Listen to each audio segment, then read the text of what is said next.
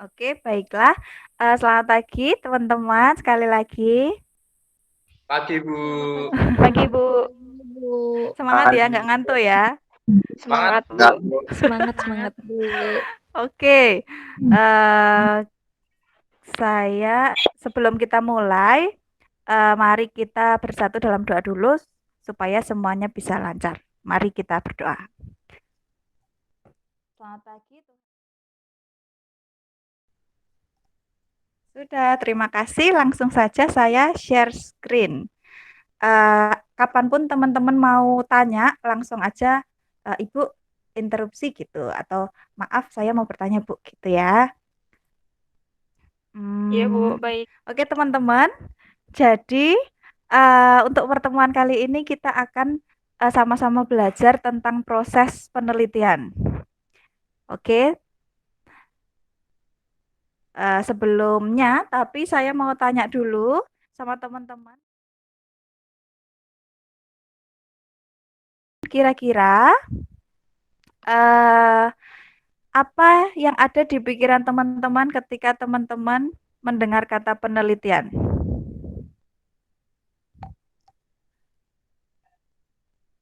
Ada yang mau jawab nggak?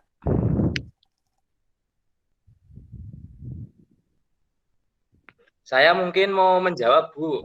Ya, Meneliti Pak itu Sri. mungkin bisa uh, melihat sesuatu yang baru atau menemukan sesuatu yang baru dari suatu objek tertentu. Mungkin seperti itu Bu dari saya. Oke, good. Jawabannya luar biasa bagus. Menemukan sesuatu hal yang baru. Betul sekali. Jadi kalau misalnya dalam penelitian itu kita harapannya menemukan sesuatu yang baru ya, karena kita belajar untuk uh, menggunakan cara-cara yang sistematis yang kita gunakan untuk menemukan fakta-fakta baru. Good. Ada yang mau memberikan jawaban lagi, teman-teman yang lain? Saya mungkin, Bu. Hmm, Ya. kalau menurut saya itu kayak kalau penelitian itu kita bisa belajar mengelompokkan sesuatu, misalnya mengelompokkan penyakit atau mengelompokkan resiko seperti itu, Bu. Nanti Hmm. kita bisa mencari jalan jalan apa ya? Bisa memecahkan kayak gitu masalahnya kayak gitu, Bu. Oke, memecahkan masalahnya. Keywordnya di situ ya, Mika. Mencari Iya. jalan untuk memecahkan masalah. Baik, terima kasih. Jawaban Mika juga bagus banget. Yang lain teman-teman, kira-kira serem nggak penelitian itu di matanya teman-teman? Seru Bu. Seru-seru. Oke, seru. Belum pernah merasakannya, Bu. Belum Jadi pernah belum Bu. tahu rasanya. Ya, oke, nggak apa-apa. Terima kasih untuk Fajri dan Mika yang sudah memberikan jawabannya. Saya rasa itu sudah mewakili dari apa yang teman-teman rasakan. Menurut saya pribadi sih ini ya, penelitian itu balik lagi kepada kita. Apakah kita siap untuk berani mendisiplinkan diri untuk mencapai target-target yang kita buat. Karena musuh dalam penelitian itu bukan orang lain menurut saya atau bukan masalah-masalah yang kita hadapi, tetapi diri kita. Kita tetap mau menjalaninya atau enggak. Pasti nanti kalau misalnya kita udah ada niat, pasti ada jalannya untuk melakukan dan menyelesaikan tugas penelitian. Apalagi nanti teman-teman akan pasti diminta untuk melakukannya. Kalau zaman teman-teman sekarang, nanti teman-teman akan melakukan proses penelitian dari proposal, kemudian mengambil ngambil data dan hasil itu teman-teman punya waktu 1 tahun. Dulu waktu zaman saya cuma punya waktu 6 bulan. Jadi bersyukurlah teman-teman punya waktu yang saya rasa harusnya cukup ya teman-teman untuk merancangkan teman-teman mau meneliti apa nanti ketika waktunya sudah tiba.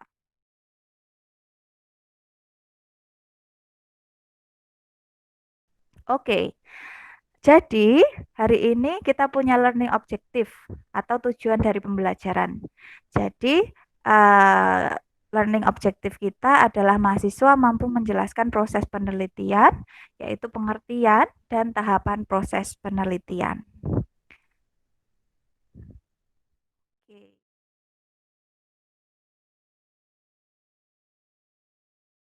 Jadi pengertian proses penelitian teman-teman adalah rangkaian tindakan yang dilakukan dalam melaksanakan penelitian. Dalam proses penelitian dilaksanakan secara sistematis. Apa yang dimaksud dengan sistematis? Itu berarti prosesnya berurutan, nggak boleh itu dibolak-balik gitu ya. Jadi kalau di dalam suatu penelitian itu kita berawal dari menemukan atau mengidentifikasi satu masalah gitu. Kebanyakan orang berpikiran penelitian itu berasal dari judul. No, judul itu kita dapat setelah kita mendapatkan suatu masalah, merangkaikan pertanyaan dan kita mau menyusun dan menuangkan itu dalam suatu judul yang bisa menjadi gambaran atau ringkasan dari apa yang mau kita lakukan. Kemudian objektif ya teman-teman. Jadi penelitian tidak boleh bersikap subjektif. Itulah mengapa penelitian itu harus didukung dengan teori-teori pendukung atau jurnal-jurnal pendukung lainnya. Karena kita harus objektif. Tidak boleh kita hanya memberikan pendapat kita atau asumsi kita tanpa didukung dengan teori-teori yang mendukung. Gitu. Kemudian proses penelitian juga harus dilaksanakan secara logis, gitu ya. Nggak usah terlalu muluk-muluk, tetapi harus logis dan itu sesuai dengan realita. Oke, ini adalah 4 tahapan proses penelitian. Yang pertama, tahap perencanaan. Kemudian yang kedua, tahap pelaksanaan. Yang ketiga, tahap analisa. Yang keempat, penulisan hasil penelitian. Gitu. Jadi, teman-teman mulai sekarang harus mulai menanamkan dalam pikiran teman-teman, besok saya akan melalui tahapan-tahapan ini. Gitu. Sebenarnya setelah penulisan hasil penelitian ada tahapan lagi, yaitu publikasi. Tetapi itu nanti teman-teman akan mendapatkan, untuk yang sarjana tidak wajib, tetapi nanti hasil tulisan teman-teman akan masuknya ke repositori, kecuali kalau teman-teman berniat untuk melakukan publikasi di jurnal-jurnal. Gitu. Oke, kita mulai dulu dari tahap perencanaan. Tahap perencanaan ini menurut saya tahapan yang penting. Gitu. Because if you fail to plan, karena kalau teman-teman itu gagal untuk melakukan perencanaan, teman-teman tidak akan mendapatkan hasil sesuai dengan harapan. Gitu. Ketika besok teman-teman itu akan dihadapkan dengan ujian. Yang pertama adalah ujian proposal dan ujian hasil. Menurut saya yang paling penting adalah 70% ujian proposal dan 30% ujian hasil. Kenapa? Karena di dalam proposal itu teman-teman harus bisa melihat secara keseluruhan penelitian teman-teman itu akan berjalan seperti apa dan apa yang akan teman-teman lakukan ketika teman-teman sudah mendapatkan hasil, kemudian menganalisa dan lain sebagainya. Oke, tahapan perencanaan. Tahapan perencanaan akan menentukan kualitas penelitian yang tadi sudah saya sampaikan. Kalau teman-teman tidak bisa melakukan perencanaan dengan baik, nanti kualitas penelitiannya juga pasti akan kurang baik. Gitu. Kemudian tahapan perencanaan melalui kegiatan panjang yang sistematis. Jadi tidak boleh di bolak-balik prosesnya ya. Kemudian juga teman-teman ketika merencanakan output yang diharapkan adalah suatu proposal. Begitu. Nah, ini adalah yang di sebelah kanan ini adalah beberapa sistematikanya. Yang pertama adalah mengidentifikasi dan rumuskan masalah penelitian. Jadi misalnya ketika kita memulai suatu penelitian, kita harus mencari suatu masalah. Dalam hal ini untuk masalah penelitian ya, gitu. Jangan masalah yang aneh-aneh gitu dimasukkan dalam proposal kita, tetapi masalah yang berkaitan dengan yang perlu kita teliti, yang menarik perhatian kita, dan itu memberikan dampak untuk orang lain atau kemajuan ilmu pengetahuan misalnya. Misalnya contoh masalahnya di dalam kelasnya teman-teman ada 30 orang misalnya. Kemudian ternyata 10 orang itu mereka itu suka bolos gitu. Nah, itu bisa diartikan suatu masalah. Kenapa? Kenapa kok yang 20 lain mereka itu bisa mengikuti suatu pembelajaran dengan baik, tetapi yang 10 ini kok dia tidak bisa gitu. Itu adalah suatu masalah. Gitu ya. Jadi mungkin ada kaitannya dengan motivasi. Kita bisa lihat mungkin motivasinya kurang baik begitu dalam mengikuti perkuliahan atau hal-hal lain, atau mungkin tidak mungkin orang-orang tersebut merasa tidak mampu untuk mengikuti pembelajaran dengan baik, nggak pede gitu. Wah, Bu, saya ketinggalan pelajaran, udahlah saya menyerah aja atau lain sebagainya. Nah, kalau misalnya teman-teman tertarik untuk meneliti itu ya, itu bisa. Itu adalah salah satu masalah. Tetapi ketika kita mengambil suatu masalah, kita harus juga mempertimbangkan beberapa aspek. Kira-kira masalah ini worth it nggak ya untuk dijadikan suatu masalah penelitian? Gitu. Kira-kira saya tertarik nggak? Gitu. Kira-kira akan di ACC pembimbing nggak ya? Gitu. Kemudian juga teman-teman juga harus memperhatikan hal lain seperti tinjauan-tinjauan pustaka. Gitu. Nah, yang pertama setelah teman-teman mengidentifikasi suatu masalah, teman-teman merumuskan masalah penelitiannya. Apa yang menyebabkan mahasiswa tidak hadir ketika pembelajaran, misalnya seperti itu. Faktor-faktor yang mempengaruhi kehadiran mahasiswa, seperti itu. Rumusan penelitian itu dirumuskan dengan menggunakan tanda tanya, gitu ya, pertanyaan penelitian. Oke, yang nanti itu akan dituangkan dalam tahap yang keempat, rumusan penelitian. Kemudian juga teman-teman harus menetapkan tujuan.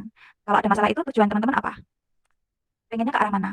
Oh, saya pengen mencari tahu misalnya faktor-faktor yang mempengaruhi keaktifan, Bu, supaya kita bisa tahu caranya mendukung siswa-siswa lain, gimana caranya biar tetap aktif belajar, seperti itu. Kemudian juga rujuk kepustakaan kerangka konsep. Teman-teman, karena suatu penelitian itu harus didukung oleh sumber-sumber teori, jadi teman-teman harus memikirkan hal itu juga ketika membuat suatu proposal. Sekarang sumber-sumber itu tidak hanya dicari dari buku saja, banyak. Bisa dari penelitian-penelitian, atau mungkin dari koran-koran, majalah, artikel, websitenya pemerintah. Nah, itu nggak apa-apa. Yang penting, teman-teman punya referensi yang bisa dipertanggungjawabkan. Jadi bukan yang kayak blogspot gitu. Jadi itu kan yang nulis perorangan ya, dan kita nggak tahu mereka mungkin mencantumkan sumber yang sebenarnya atau mungkin mereka menggunakan sumber-sumber yang tidak bisa dipertanggungjawabkan. Jadi teman-teman dari sekarang kenapa kok di setiap kali bikin makalah itu selalu dioyak-oyaki oleh dosen, tutor, ayo cari sumber yang kredibel, sumber yang bisa dipertanggungjawabkan, sumber yang penulisnya jelas, tujuan penulisannya jelas. Oke, kemudian juga rumuskan pertanyaan penelitian. Seperti yang saya tadi sampaikan, pertanyaan penelitian harus sesuai dengan masalah, itu harus inline, harus sejalan. Kemudian yang terakhir itu tetapkan desain. Jadi teman-teman, desain penelitian itu kalau jenis penelitian itu ada dua, penelitian kuantitatif dan yang satu kualitatif. Oke, kalau penelitian kuantitatif itu adalah kebanyakan berhubungan dengan data. Jadi kita misalnya membuat suatu alat ukur dan lain sebagainya, kemudian kita mengumpulkan data, gitu ya. Kelebihan dari kuantitatif itu relatif lebih cepat dibandingkan dengan metode jenis penelitian kualitatif. Kenapa? Karena kalau misalnya penelitian kualitatif lebih banyak itu adalah terkait dengan ini analisis kata-kata atau words.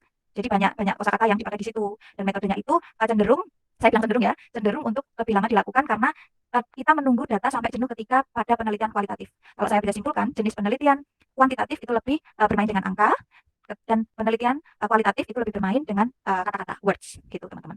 Nanti silakan teman-teman mulai pikirkan dari sekarang, kira-kira apa yang cocok untuk teman-teman, gitu.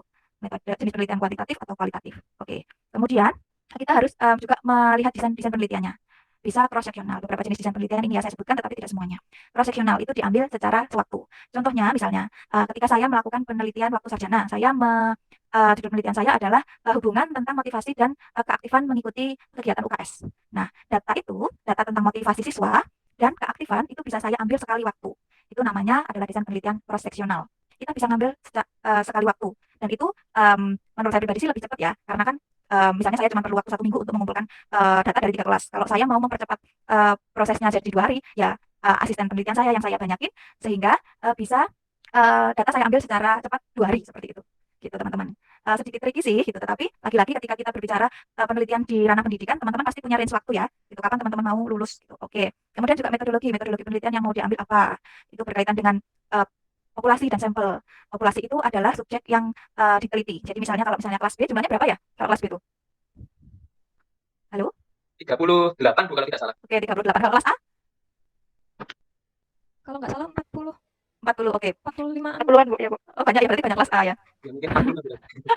Oke, baik, nggak apa-apa. Jadi misalnya kalau kelas A itu 42 gitu ya.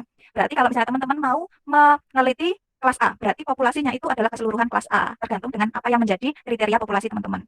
Misalnya kelas A itu 42, terus perempuannya 22, laki-lakinya 20 gitu ya.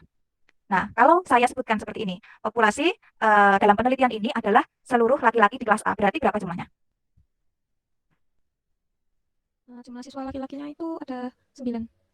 Oke, baiklah. Berarti yang realnya 9. Ya, berarti yang jadi populasi cuma 9 gitu ya, teman-teman. Kemudian, tapi tolong dibedakan ketika saya menyampaikan jumlah populasi dalam penelitian ini adalah mahasiswa kelas A. Berarti, entah itu laki-laki atau perempuan, itu semua dihitung sebagai populasi. Gitu. Oke, kita akan berdiskusi tentang populasi dan sampel di pertemuan selanjutnya. Oke, kalau sampel sendiri, teman-teman, sampel itu adalah representatif atau perwakilan dari populasi. Jadi tidak semua populasi diambil, tetapi hanya beberapa saja.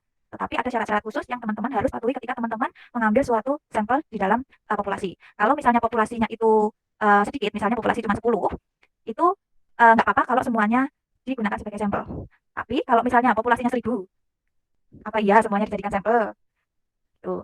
Jadi ada beberapa pertimbangan nanti yang akan teman-teman pelajari ketika teman-teman memilih atau menentukan sampel yang akan teman-teman gunakan di dalam penelitian. Oke. Kemudian juga ada analisa data. Kalau misalnya data yang sifatnya pengaruh, teman-teman pasti ketika analisa jurnal itu sering mendapatkan kayak pengaruh X terhadap Y gitu. Nah, itu ada jenis analisa datanya sendiri. Kita bisa pakai t-test kalau datanya itu tidak homogen. Kalau misalnya datanya itu tidak terdistribusi normal, nanti kita pakainya Wilcoxon. Teman-teman jangan pusing dulu, nanti teman-teman akan mendapatkan jenis-jenis analisa data pada waktunya. Oke. Oke, kemudian ada beberapa jenis analisa data lainnya seperti chi-square, tulisannya chi-square, tetapi kita bacanya chi-square, gitu, dan lain sebagainya. Teman-teman juga harus mempertimbangkan instrumennya. Kalau misalnya kebanyakan sih, kalau misalnya instrumennya sudah ada, instrumen itu adalah alat ukur di dalam penelitian. Itu bisa berupa kuesioner. Jadi saran saya kalau misalnya teman-teman mau melakukan suatu penelitian, teman-teman search dulu, cari dulu instrumen tersebut apakah sudah ada yang valid atau apakah sudah ada yang digunakan oleh peneliti lain, sehingga nanti teman-teman tidak perlu membuat lagi, teman-teman bisa izin sama pembuat instrumen itu apakah bisa menggunakan. Tetapi kalau yang diteliti itu orangnya beda, misalnya instrumen A digunakan untuk pasien hipertensi, gitu ya. Kemudian teman-teman mau menggunakan pada pasien diabetes mellitus. Mau nggak mau, teman-teman harus uji validitas lagi. Karena kenapa? Karena walaupun suatu instrumen itu sudah valid, ketika dia dipakai salah satu jenis responden, dalam hal ini hipertensi, dia belum tentu valid untuk dipakai di responden yang diabetes mellitus, gitu. Jadi tetap harus uji validitas. Ada beberapa instrumen penelitian juga yang sudah baku. Misalnya adalah kecemasan, anxiety scale, depresi itu udah ada bakunya. Kemudian nyeri itu udah ada bakunya.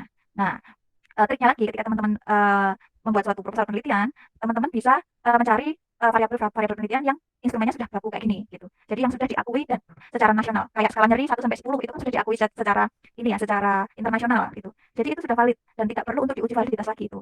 Gitu teman-teman. Itu cara-cara efektifnya menurut saya untuk ketika teman-teman membuat suatu proposal penelitian, merancangkan suatu proposal penelitian gitu. Oke, ini adalah komponen proposal penelitian. Yang pertama judul. Judul itu harus menarik, harus bisa merepresentatifkan apa yang akan dikerjakan di dalam penelitian. Misalnya, penelitian saya sarjana hubungan motivasi dan keaktifan siswa. Berarti saya mencari suatu hubungan antara variabel motivasi dan variabel keaktifan. Gitu. Ada juga judul yang dia itu merupakan pengaruh. Yang penelitian saya terakhir, saya menggunakan pengaruh, gitu. Tetapi saya tidak sama dengan kalau misalnya teman-teman itu kan harus runtut gitu ya. Kalau misalnya proposal yang kemarin saya buat untuk kepentingan hibah penelitian itu sudah saya modifikasi judulnya. Tapi untuk teman-teman mengikuti aturan semula saja. Jadi judul penelitian saya itu adalah pengaruh aplikasi Android terhadap pelaksanaan pemeriksaan payudara sendiri, gitu ya. Jadi dari judul itu kita bisa lihat, oh yang mau dicari peneliti itu apa? Oh pengaruh. Pengaruh apa? Pengaruh aplikasi Android. Oh berarti yang akan diuji adalah keefektifan aplikasi Android ini. Kemudian apa yang terhadap apa mau diujinya? Terhadap pelaksanaan pemeriksaan payudara sendiri, gitu teman-teman. Jadi ada 2 tipe judul yang sering muncul untuk teman-teman yang masih undergraduate atau teman-teman yang masih melakukan skripsi. Kalau yang kuantitatif seperti itu. Beda nanti kalau misalnya kualitatif. Nanti karena saya belum banyak belajar tentang kualitatif, jadi saya lebih banyak akan sharing tentang kuantitatif. Saat ini saya juga masih belajar seperti teman-teman untuk belajar kualitatif. Begitu. Oke, kemudian ada latar belakang masalah. Latar belakang masalah ini disusun teman-teman, biasanya disusun pendahuluan dulu. Nah, kenapa kok ketika teman-teman dapat kasus kita suruh cari epidemiologi gitu ya? Karena di latar belakang masalah itu ada pendahuluan dan pendahuluan itu harus menuangkan data-data. Nah, misalnya teman-teman mau melakukan penelitian tentang gambaran hipertensi gitu ya. Nah, teman-teman di pendahuluan harus menyajikan data dulu. Dari yang terbesar, prevalensi hipertensi berapa, kemudian semakin mengecil, mungkin ke Asia Tenggara, kemudian ke Indonesia, kemudian ke Yogyakarta, dan kemudian ke spesifik ke lokasi penelitian teman-teman. Misalnya kalau Fajri dari mana Fajri? Daerahnya? Dari Jogja, Bu. Yang ini nih, desa nih, desa. Misalnya Lobejan. Nah, misalnya habis dari Yogyakarta, kemudian Fajri mencari data jumlah hipertensi di Wirobrajan. Nah, karena Fajri mau melakukan penelitian di Wirobrajan, gitu. Atau misalnya Fajri mau melakukan penelitian di Puskesmas Wirobrajan. Ada nggak sih Puskesmas Wirobrajan? Ada, Bu. Oh, ada. Nah, misalnya karena yang dekat rumah, Fajri mau mencari data di Puskesmas Wirobrajan. Nah, itu harus sudah keluar data tuh. Kira-kira jumlah pasien hipertensi di wilayah kerja Puskesmas Wirobrajan berapa ya? Gitu. Itu yang dinamakan studi awal, teman-teman. Nah, studi awal ini digunakan untuk memperkuat latar belakangnya teman-teman, gitu. Studi awal bisa dilakukan dengan cara wawancara. Misalnya kayak tadi itu, kayak misalnya yang di kelas tadi itu, kasus yang di kelas banyak yang bolos, kemudian kita ambil mahasiswa secara acak, kemudian kita melakukan wawancara terhadap 5 orang gitu. Mereka menjawab apa gitu. Tapi juga kita bisa studi dokumentasi, melihat data-data di puskesmas, atau melihat data-data di suatu rumah sakit, atau data-data di komunitas, atau data-data dimanapun itu, teman-teman sekiranya mudah untuk mendapatkan suatu data, gitu ya. Kemudian rumusan masalah yang tadi saya sudah sampaikan, tujuan penelitian juga, suatu penelitian harus punya tujuan. Nah, tujuan ini penting.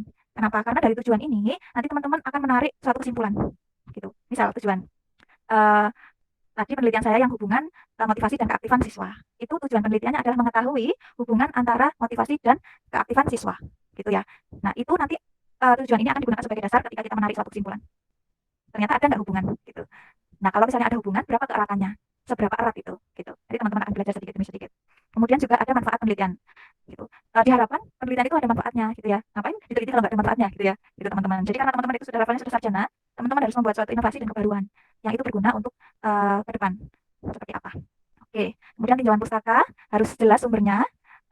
Saat ini kalau tidak salah kita sudah berlangganan Turnitin. Turnitin itu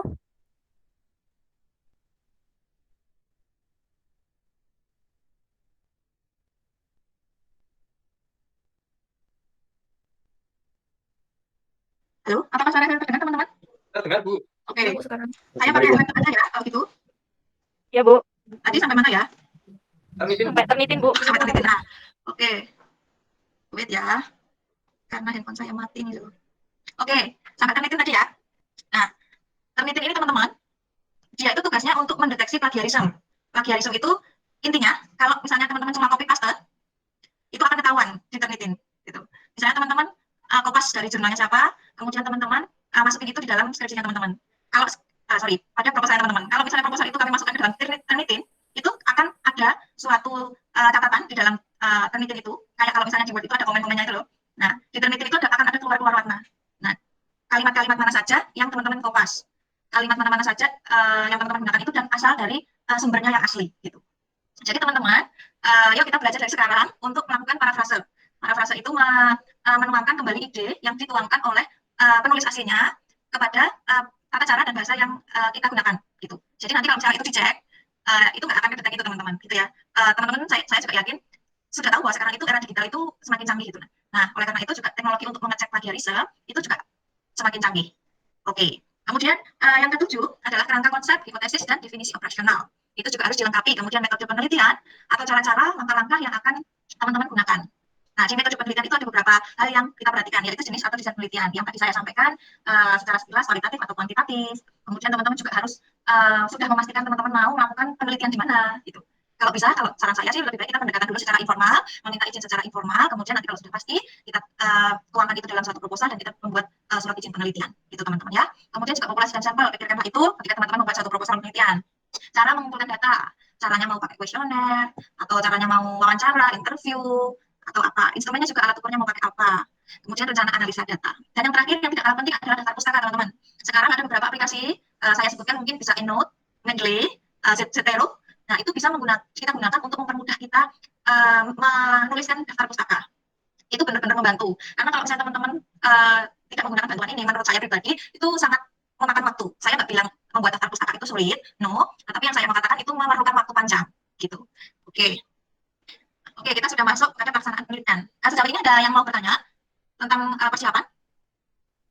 Mungkin sedikit bertanya Bu, terkait yang sampel tadi. Itu Bu, jumlah sampel minimal yang bisa diambil dari penelitian itu berapa Bu? Misalnya saya ambil lansia di satu kecamatan saya, kira-kira berjumlah 80 orang. Lalu sampel yang bisa diambil itu kisaran berapa Bu? Saya masih belum tahu di situ.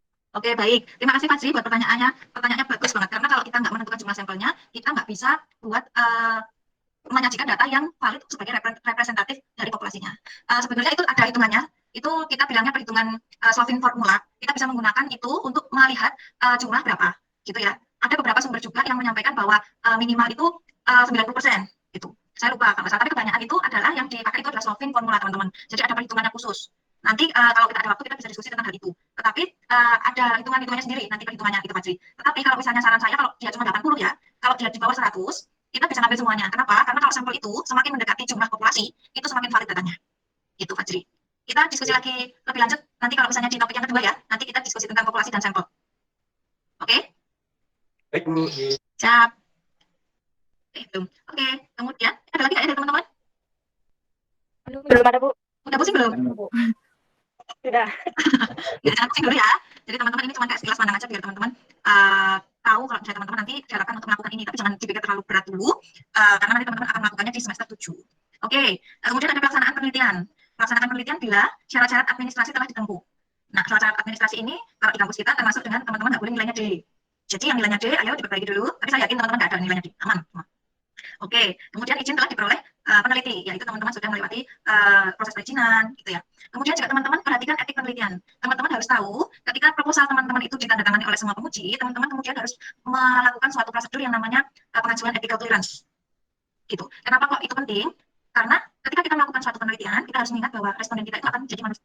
Responden kita adalah manusia, adalah orang, adalah subjek yang harus diperlakukan dengan baik, dengan hormat, dan itu yang memberikan surat tanda lulus ethical clearance itu adalah dari KEPK. Kebetulan puji Tuhan, Stikes Bethesda sekarang sudah punya KEPK. Jadi nanti teman-teman kalau misalnya proposalnya sudah selesai, sudah dapat tanda tangan, teman-teman segera saja mendaftarkan proposal penelitian teman-teman ke Komisi Etik Penelitian di kampus kita. Oke, kemudian ikuti setiap rencana yang ada di proposal. Mengumpulkan data sendiri atau asisten. Di dalam satu penelitian, teman-teman bisa meminta bantuan asisten kalau misalnya itu dirasa berat untuk dilakukan teman-teman. Tapi ketika kita minta bantuan asisten, kita harus make sure, kita harus memastikan bahwa persepsi kita dan persepsi asisten penelitian itu sama, tidak ada bedanya. Itu makanya dilakukan persepsi. Oke, data yang telah terkumpul diolah sesuai dengan rencana analisa data. Oke. Kemudian ini kita lanjut ke analisa data. Data yang telah dihitung dan ditabulasi kemudian dianalisa dengan uji statistik yang sesuai.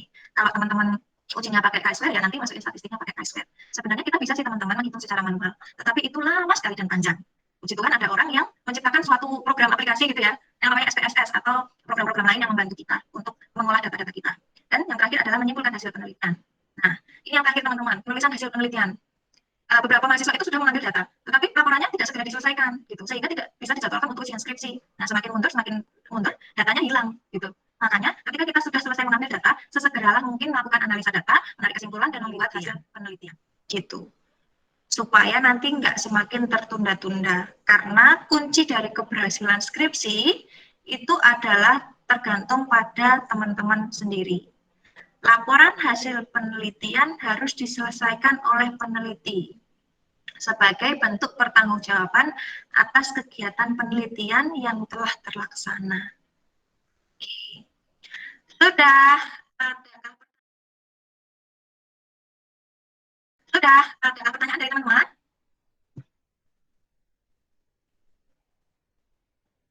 Ibu, saya izin bertanya, Bu. Oke. Sebentar, Bu, motor, Bu. Iklan. Ibu, saya izin bertanya. Tadi kan setiap dosen itu sudah bisa, kalau misalnya kita masukkan proposal itu kan ada bisa melacak apakah kita copy paste atau tidak, seperti itu.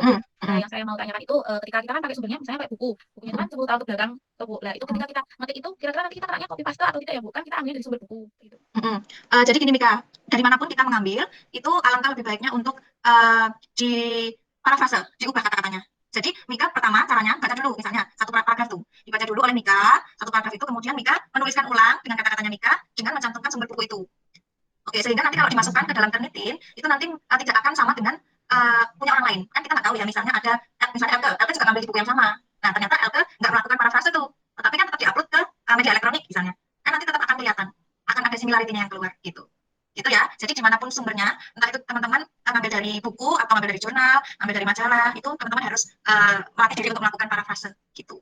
Gitu Mika. Pertanyaannya bagus. Ya. Terima kasih ya, Ibu. Ya, udah mulai ada ide-ide belum kalian mau melakukan penelitian apa? Udah mulai ngawang-ngawang, Bu. Iya, benar. Itu penting untuk teman-teman, karena kalau misalnya teman-teman, kalau sekarang teman-teman mulai memikirkannya, teman-teman masih punya cukup waktu untuk kalau kayaknya penelitian ini kayaknya nggak bisa jalan ya. Teman-teman masih bisa merancangkan penelitian yang lain, ada alternatifnya. Ketimbang teman-teman mulai memikirkan membuat proposal penelitian itu mepet-mepet. Nanti aja. Itu pada akhirnya akan menyusahkan teman-teman sendiri. Gitu. Itu apa yang saya cermati dan saya lihat dari mahasiswa semester akhir gitu. Gitu ya. Kalau misalnya daftar pustaka kayaknya untuk skripsi teman-teman itu nggak boleh di bawah 10 tahun. Jadi semuanya harus satu baru. Lebih bagusnya lagi kalau teman-teman ngambilnya dari jurnal. Kenapa kok dari jurnal? Karena kalau kita ngambilnya dari jurnal, itu mereka kan penelitian update ya. Mungkin untuk tahun 5 tahun yang lalu dia belum efektif. Tapi untuk 5 tahun setelahnya itu efektif, itu bisa terjadi kalau di jurnal gitu. Kalau di buku itu kan belum tentu dia ada update-nya terus-menerus. Tapi kalau di jurnal penelitian, banyak kok penelitian-penelitian yang mereka update terus gitu. Nanti saya share link, teman-teman bisa download PDF asal dia punya doi. Gitu. Oke, ada pertanyaan, Elka? Ibu mau bertanya, untuk dapusnya apakah ada batas minimalnya? Misalnya kan dari buku itu atau dari jurnal itu sudah banyak untuk di dalam skripsinya nanti. Nah, itu tuh ada batas minimalnya nggak? Kalau nggak salah ya, karena saya juga belum lihat panduannya yang terbaru sekarang, kalau nggak salah 30. Itu udah kumpulan, banyak ya. Kalau nggak salah loh, ya itu udah kumpulan buku, jurnal, atau sumber-sumber lainnya. Gitu. Nanti kalau misalnya teman-teman mau, kita cari waktu untuk belajar Mendeley juga nggak apa-apa. Atau aplikasi-aplikasi lain yang teman-teman bisa download untuk mempermudah teman-teman ngerjain proposal gitu. Begitu, ada pertanyaan lain? Ya, Mas? Belum ada, Bu. Udah bingung belum, Mas? Sudah agak, Bu. Gak apa-apa. Teman-teman, sekarang itu proses belajar. Jadi, ketika teman-teman bingung itu menurut saya bagus. Karena teman-teman pasti saya percaya akan mencari jawaban dari kebingungan. Asal jangan bingung terus dengan tidur. Itu tidak memecahkan solusi. Ya? Gitu. Oke, ada pertanyaan lagi nggak? Mungkin Grace? Tidak, Bu. Oke, sudah jelas ya?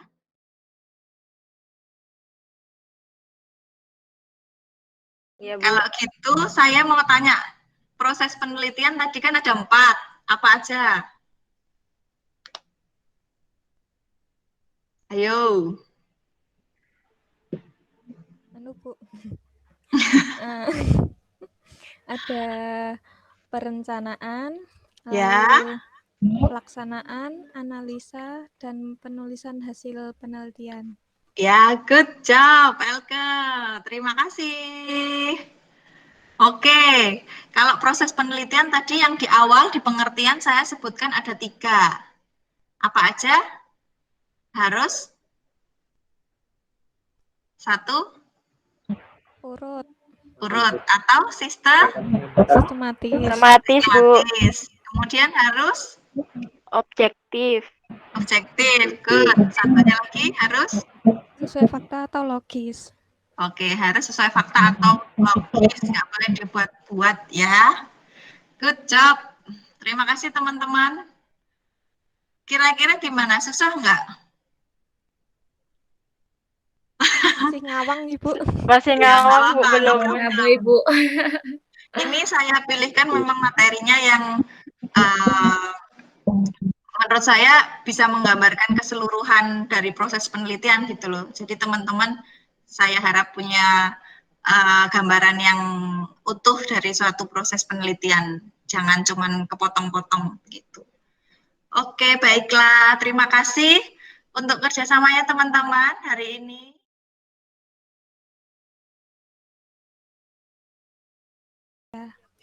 Oke lah, nggak apa-apa. Nanti saya tunggu kabar aja dari teman-teman.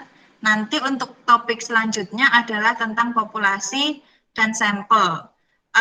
Sebenarnya kalau dalam RPS saya itu nggak ada, tidak saya masukkan untuk perhitungan sampel. Tapi karena tadi Fajri bertanya, coba besok saya singgung sedikit ya tentang perhitungannya. Saya mengucapkan terima kasih kepada teman-teman sudah mengganggu weekendnya. Tidak, Bu. Oke, baiklah, terima kasih Mengisi ya. luang waktu, Bu. Oke, Iya, Bu. Sama-sama. Terima kasih, Bu. Ya, Juga, Ibu. terima kasih. Selamat bermalam minggu. Iya, Bu.